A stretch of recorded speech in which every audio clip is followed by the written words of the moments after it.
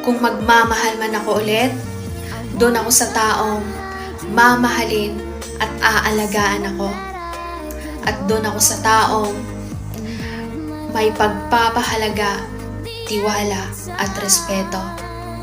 At doon ako sa taong isa ako sa priority ng buhay niya.